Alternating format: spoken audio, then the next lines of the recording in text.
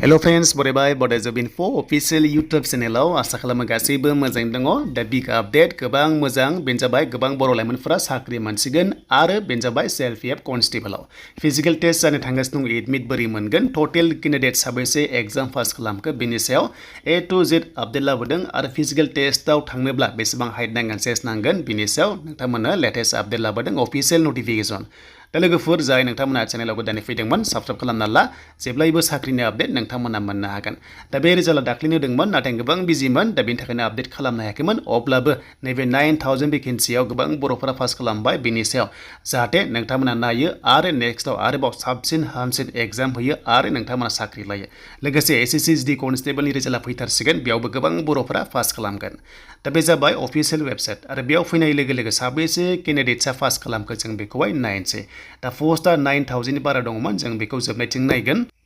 दा बे जाबाय अफिशियेल आपडेट बे 9000 पोस्टआव साबैसे कैंडिडेट्स एप्लाइ खालामखो होनोब्ला जों नायगोन आरो बे एप्लाइ जादोंमोन 2023 आव दा बेखायनो बे CBT एग्जामाव साबैसे पास खालामखो होनोब्ला स' नोंथांमोना नायदो ए लिस्ट अफ 68,982 जना बेयाव क्वालिफाइड खालामबाय एग्जामावहाय स' बिथांमोनखौ लिंहरसिगोन फिजिकल टेस्टनि थाखाय आरो ट्रेड टेस्टनि थाखाय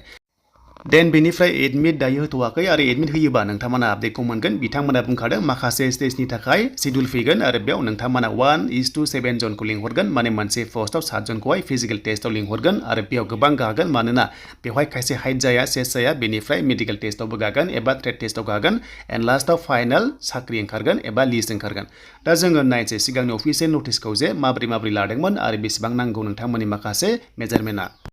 दा जोङो बेखौ नायनो सिगां मोनसे रिजाल्ट सिटखौ नायग्रोगोन जेरावनोखि नोंथांमोननिया रिजाल्टखौ नायनो हागोन बेयाव गोबां बर'फोर मोनदों दा बेखायनो बे PDF फाइलखौ नोंथांमोना लिंकआ मोनगोन डिसक्रिप्सनाव बेनिफ्राय डाइरेक्ट 28 पेजाव फैबानो जाबाय एबा डाइरेक्ट फाइन्ड आउटबो खालामनो हागोन नागिरनो हागोन डाइरेक्ट बर' टाइटेल लिरबाथाय डाइरेक्ट बेयाव नोंथांमोननो माने श' खालामगोन दा बेयाव गोबां बर'फोर मोनदों जि टाइटेलखौ नायनो गोसो नोंथांमोना टाइटेलखौ नायबानो जाबाय एबा नामखौ नायबानो जाबाय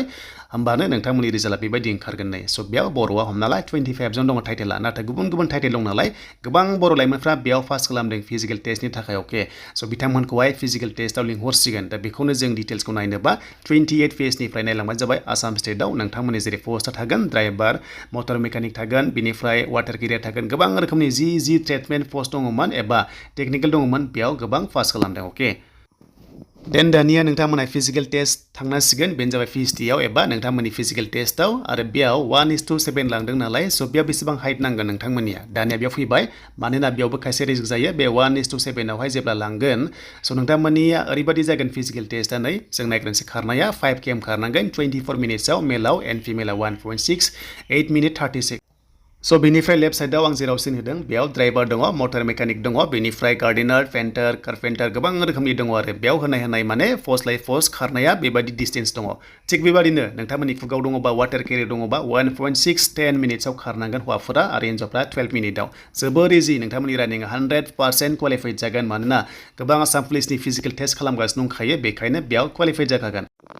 दा बुजिबाय नोंथांमोननिया रानिंआ बेवहाय पोस्ट लाइ पोस्टआव माखासे दङ जेरै 1.6 बो दङ बेनिफ्राय 800 मिटार्सबो दङ बेखौ नोंथांमोना स्क्रिनशट खालामनानै लाबानो जाबाय नाथाय मेन बाथ्राया जाहैबाय नोंथांमोननि ट्रेड टेस्टआव एबा स्किल टेस्टआवसो नोंथांमोनखौहाय मोजां नायगोन बेखायनो जि पोस्टआव नोङो पास जादों स्किल टेस्टखौ मोजां लाबानो जाबाय जेरै ड्राइभाराव पास जादोंबा ड्राइभारनि माखासे रुल्स थायो जेरै सालायनाय नोंथांमोननि सिगनेल बेफोरबायदिखौ माखासे नोंथांमोना ट्रेड टेस्टआव देखायथारनांगोन होमबासो नोंखौहाय सेलेक्सन खालामगोन अके नैबे फिजिकल टेस्टआ जोबोर इजिखा दा बे फिजिकल टेस्टआवनो नोंथांमोननि हाइट जखाया बेसेबां जाम्बार नांगौ जों दानिया नायनोसै फैदो गोबाव खालामा अफिसियेल नटिफिकेशननि गेजेरजों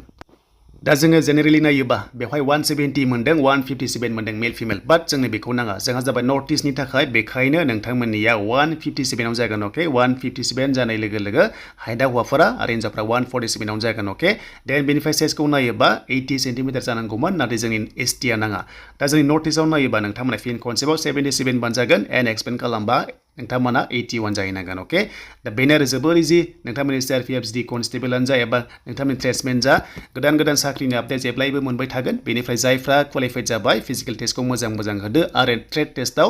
मोजां पास खालामबानो बेनिफ्राय मेडिकेल टेस्ट लासिगोन बेनिफ्राय नोंनि साख्रिया जासिगोन दा नायदो नै पोस्टआ बेबायदि दङमोन माखासे अफिसियेल नटिसआ बेनो दा सेलारिया बेसेबां मोनगोन जों बेखौबो नायखानोसै मानोना साख्रि जाहांथार नोंथांमोननिया जेरैहाय नोंथांमोना मोनगोन स्टार्टिंआव 21,000 निफ्राय जागायनानै 69,000 10,000नि बारा मोनगोन माखासे एलाउन्सेस दङ